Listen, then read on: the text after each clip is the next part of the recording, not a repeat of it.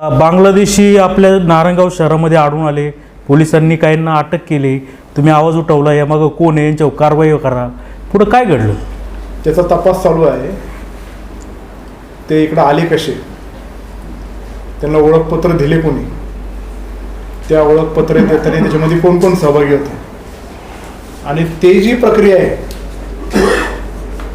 ही आत्ताची नाही, ही गेले 10-15 वर्षापासूनची. त्यांचं वास्तव्य 15-20 वर्ष आहे.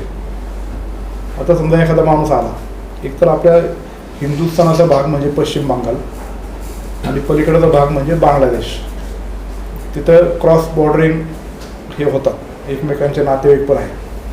पश्चिम बंगालचा माणूस जुन्नरमध्ये काम करू शकतो, पण बांगलादेशचा माणूस इलिगली जुन्नरमध्ये काम करू शकत नाही. पश्चिम बंगालमध्ये जे बांगलादेशी आले असेल किंवा त्यांचे जे संबंधी असतील, त्यांच्या ओळखीने इथं माणसं येतात. ते काम करत असताना मी जर काम करत असेल तर माझ्याकडे लेबर म्हणून ते गेले अनेक वर्ष काम करत असं दाखवतात.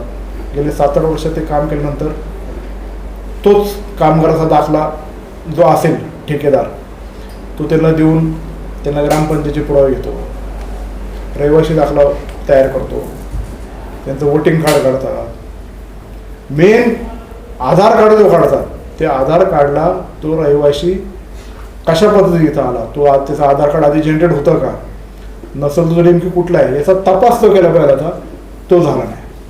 आणि म्हणून हे आधार कार्ड इश्यूमधला जो प्रॉब्लेम आहे तो या नागरिकांबाबतीत नेमकी कसा कुडून घडला याचा शोध आणि तपास करण्याचं काम चालू आहे.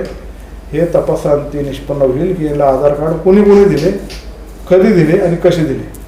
पण नाहीतरी हे सगळे जे नागरिक आहेत पश्चिम बंगाल आणि बांगलादेशचे गेले 15-20 वर्षापासून नारायणगावात राहतात.